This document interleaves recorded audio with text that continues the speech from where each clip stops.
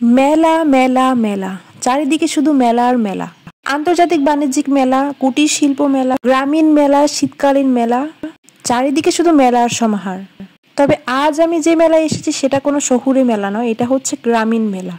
কত শত স্মৃতি মিশে আছে এই মেলায়।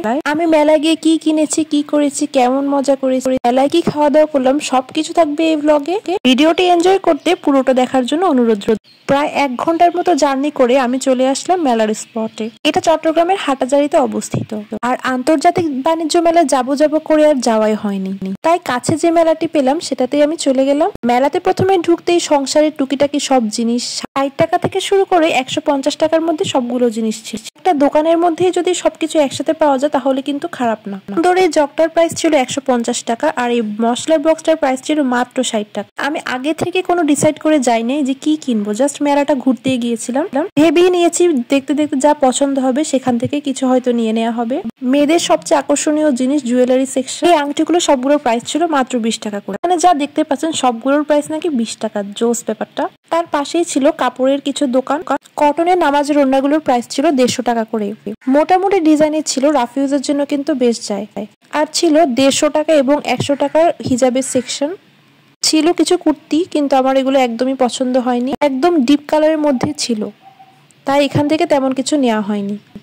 মেলাটা কিছু কেনার থেকে ঘুরে ঘুরে জিনিস দেখার মজাটাই কিন্তু আলাদা। যাই হোক, এই স্টল থেকে বের হয়ে সামনে এগুতে দেখলাম চুড়ির সেকশন। ওয়াও, চুড়িগুলো খুব সুন্দর, তাই না? চুড়ির সেটগুলোর প্রাইস শুরু হয়েছে 150 থেকে 250 পর্যন্ত। আর এই যে কানের দুলের প্রাইস ছিল মাত্র 100 টাকা। রাফ ইউজ করার জন্য কিংবা কাউকে গিফট করার জন্য কিন্তু এটা হতে পারে বেস্ট অপশন। স্টোনের উপর কাজ করা গলার কিছু চেনও ছিল। এইসব দেখে আমার ছোটবেলার কথা মনে পড়ে যাচ্ছে। এই ব্রেসলেট গুলোর প্রাইস ছিল 150 টাকা করে। কিনবো করে আর কেনাই হলো না, ঘুরতে ঘুরতেই শেষ। এই লকেট গুলোর প্রাইস ছিল 150 টাকা। এইবার আবারও 20 টাকার সেকশন। হিজাব পিন, মাথার ক্লিপ, আরো কিছু অ্যাক্সেসরিজ, সবকিছুর প্রাইস ছিল 20 টাকা। এই কিউট কিউট মাথার ব্যান্ড গুলো কিন্তু 20 টাকা করে ছিল। ছোটবেলায় আমরা সাইড ক্লিপ হিসেবে ইউজ করতাম। দেখতে দেখতেই অনেক সময় কেটে যায়, তাই না? মেয়েদের বিভিন্ন অ্যাক্সেসরিজ এর পাশাপাশি ছিল স্টোনের তৈরি ঘড়ি। জানি এই ঘড়িগুলো লাস্টিং করবে না, কিন্তু দেখতে সুন্দর। তবে মনকে মানিয়ে নিয়েছিলাম এই ঘড়িগুলো কিনলে বেশি দিন টিকবে না। এইবার আবারও সেই সংসারের জিনিসপত্রের দোকানে চলে এলাম। এই দোকানে মোটামুটি সবকিছুই পাওয়া যাচ্ছিল, আর এই ডিশগুলো আমার খুবই ভালো লাগছিল। চা নাস্তা সার্ভ করার জন্য একটা ভালো অপশন হতে পারে। আম্মুকে সাথে করে নিয়ে গেছিলাম, আম্মু ঘুরে ঘুরে দেখছি।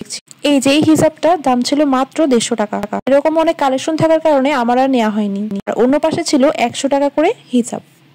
এই দোকানের হিসাবগুলো মোটামুটি সুন্দরই ছিল। 100 বা 150 টাকার এই হিসাবগুলো রাফিউজের জন্য কিন্তু একটা ভালো অপশন হতে পারে। এর পাশেই ছিল ছোটদের সেকশন, ছোটদের ফতুয়া, গেঞ্জি, এগুলোর ভালোই কালেকশন ছিল। আর পাশেই ছিল খেলনার দোকান। এই মেলায় কিন্তু খেলনার দোকানের কোনো অভাব নেই। আর এই যে দেখতে পাচ্ছেন কোটগুলো, এগুলোর প্রাইস শুরু হয়েছে 1800 থেকে এবং সর্বোচ্চ গেলে 3000 টাকা পর্যন্ত। আর এই যে ঘড়ির সেকশন, এই যে বললাম ঘড়িগুলো দেখতে খুবই সুন্দর লাগে, কিন্তু কিনতে গেলে মন হয় কি লাস্টিং তো করবেই না, তাই কিনবো না। প্রাইস এখানে অনেক বেশি বলছিল, কি দরকার বলুন তো। আচ্ছা, এরপর একটা কাপড়ের দোকানে গেলাম। এখানে কিছু টাঙ্গাইল সেট দেখাচ্ছিল। পিসের কালেকশনগুলো মোটামুটি ভালোই লাগছিল, তবে কালার গ্যারান্টি তারা দিতে পারছিল না। এই দোকানে আরো কিছু কুর্তির সেকশন ছিল, 2 পিস ছিল, 1 পিস ছিল, মোটামুটি ভালোই লেগেছে আমার কাছে। আমার এই দোকান থেকে তেমন কিছু নেওয়া হয়নি, একটা টপ নিয়েছিলাম। ঘুরতে ঘুরতে সামনে চলে এলো ফুলের দোকান। ইউটিউব নিয়ে যারা কাজ করি তাদের কিন্তু এই ফ্লাওয়ার্স গুলো প্রতিনিয়তই লাগে, বিশেষ করে যারা কুকিং ভিডিও দেই। তবে এটা হতাশার বিষয় কি জানেন, এসব মেলাতে আমরা যেমনটা ভাবি যে প্রাইস কম থাকবে, আসলে কিন্তু মোটে এগুলোর প্রাইস অনেক বেশি বলছিল। টমেটোর এই সেটটা বলছিল 180 টাকা। আমার কাছে ওভার প্রাইসটি মনে হয়েছে। যাই হোক, সামনে হাঁটতে হাঁটতে চলে এলো খুব সুন্দর একটা দোকান। মাটির জিনিস সব সময় আমার খুবই পছন্দ। যতই আর্টিফিশিয়াল যাই কিছু বের হোক না কেন, মাটির জিনিসের উপর কিছু হবে না। দৈনন্দিন ব্যবহারের জিনিস থেকে শুরু করে হোম ডেকোরের জন্য যত জিনিস প্রয়োজন সবকিছুই ছিল একটা দোকানে। তৈরি চায়ের সেট, বিভিন্ন রকমের কাপ সেট, মাটির তৈরি প্লেটস এবং অসংখ্য ঘর সাজানোর জিনিস। তাছাড়া শীতকালীন পিঠা তৈরির জন্য খোলা এবং বিভিন্ন রকমের ভর্তা তৈরির যে সবগুলা সেটই ছিল। বাংলার ঐতিহ্য ধরে রাখার জন্য এই অপশনগুলো বেস্ট। আরো কিছু ছিল মাটির শোপিস, খুব সুন্দর কিছু হোম ডেকোরের জিনিস ছিল। আর দূরে দেখতে পাচ্ছেন আয়নাটা কি সুন্দর, তাই না? কালারফুল জিনিস দিয়ে হোম ডেকোর করতে ভালোই লাগে। এই যে বাবুই পাখির বাসা, এই ল্যাম্পটাও খুব সুন্দর লাগছিল। আজকাল প্রায় সবারই হোম ডেকোরেশনের প্রতি অন্যরকম একটা ফ্যাসিনেশন কাজ করে। আমি খালি দেখছিলাম আর আমার চোখ জুড়িয়ে যাচ্ছিল। এই সুন্দর সুন্দর আয়াত লেখা ছিল এরকম একটা সেটও দেখতে পেলাম। আর এই যে বাসার এন্ট্রেন্সের জন্য সেটগুলো, মশার কয়েলের জন্য মাটির তৈরি এই সেটটাও কিন্তু খুব সুন্দর লাগছিল। কিছু জিনিস কিনে সামনে এগোতেই কানে একটা শব্দ পাচ্ছিল। দেখতে পেলাম কিছু ছোট বাচ্চা রাইডে চড়ছে। রাইড দিয়েছে ভালো কথা, কিন্তু সাউন্ডটা এত বাজে ছিল। যাই হোক, আবারও সেই খেলনার দোকান। ছোট বাচ্চাদের সেকশনের কোনো অভাবই নেই। আর এই যে ব্যাগগুলো মাত্র 150 টাকা, কি কিউট তাই না? ঘুরতে ঘুরতে খুব টায়ার্ডই হয়ে গিয়েছিলাম। এই যে কি কিউট কিউট কাপগুলো, প্রতিটার প্রাইস নাকি 150 টাকা করে।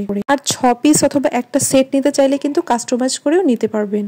এই কিউট কিউট বাটিগুলোর প্রাইস ছিল 20 টাকা করে, আর এই ছোট বাটিগুলোর দাম ছিল 10 টাকা। যাই হোক, মেলাতে যে জিনিসটা খুব মিস করছিলাম সেটা হচ্ছে ঝালমুড়ি। তো হাঁটতে হাঁটতে পেয়ে গেলাম। 20 টাকার নিচে কোনো ঝালমুড়ি হবে না। একই কথা, ঝালমুড়ি কিন্তু কোনো মুড়ি নেই, জাস্ট কাঁচামরিচ, পেঁয়াজ আর ধনেপাতা দিয়ে চানাচুর মাখা, সাথে কিছু শশা কুচি। যাই হোক, টেস্টটা খুব ভালো লেগেছিল আমার। সামনেই দেখতে পেলাম বিভিন্ন রঙিন ড্রিঙ্ক, বাট এগুলো মোটেও হেলদি না, তাই আমার একটাও ট্রাই করা হয়নি। সম্ভবত কক্সবাজার গেলেও এই ড্রিঙ্কসটা দেখা যায়। কালারগুলো কালারফুল আইসক্রিমেও কিন্তু ইউজ করা হয়। এরপর দেখছিলাম কিছু কুর্তি, এগুলোর প্রাইস ছিল 500 টাকা করে। আমার মনে হচ্ছিল এগুলো একটাও কালার গ্যারান্টি নেই, তাই শুধু দেখে দেখেই যাচ্ছিলাম, কেনা আর হয়নি। এই প্লাস্টিকের সবগুলো জিনিসের দাম ছিল মাত্র 50 টাকা করে, আর নিচের জিনিসগুলো 30 টাকা করে। বেশ অনেকক্ষণ হাঁটাহাঁটি করার পর ক্ষুধা লেগে যায়। তো একটা মাত্রই খাবারের স্টল ছিল মেলায়, তো সামনে এগুলাম ঢাকাইয়া কাবাব অ্যান্ড ফুড ভ্যালি। মেলায় খাবারের প্রাইস খুবই বেশি হয়। তো এখানে আমরা অর্ডার করেছিলাম half plate chicken biryani. Chicken বিরিয়ানির প্রাইস ছিল 120 টাকা করে, তবে টেস্ট ভালোই ছিল। তো মেলায় এমনিতেই ওভার প্রাইস থাকে, তাই আমার তেমন কোনো খারাপ লাগেনি। খাওয়া দাওয়া শেষ করে মেলার বাইরের সাইডে একটু হাঁটছিলাম, তেমন কোনো স্পেস নাই। মেলায় যে জিনিসটা একদম কম্পালসারি থাকে সেটাই, বিভিন্ন শুকনো খাবারের জিনিস ছিল শনপাপড়ি, ফুচকা, বিভিন্ন রকমের চিপস, চানাচুর, ফুচকা আইটেম। মতো কিছু খাবার আমি এখান থেকে কিনে নিয়েছিলাম, যদিও এগুলো বেশি খাবার ঠিক না, সত্যি কিন্তু এগুলো আনহেলদি। ভেবেছিলাম শনপাপড়ি কিনবো, সেগুলো আর কিনা হয়নি। কেনা যায় শুধু বাদাম আর মটরগুলো, তাই এখান থেকে কিছু পরিমাণে কিনে নিয়েছিলাম। যাই হোক, আর রাইডের দিকে এগুলাম। এখানে ছিল নৌকা আর হচ্ছে নাগরদোলা। তবে জিজ্ঞেস করতেই বলছিল এখন ওপেন হবে না, যেহেতু এখন দুপুর টাইম, ওরা হচ্ছে বিকেলে ওপেন করবে যখন আরো বেশি গ্যাদারিং হবে। এই ছিল আজকে আমার গ্রামীণ মেলার ব্লগ। কেমন লেগেছে অবশ্যই কমেন্টে জানাবেন। টাটা।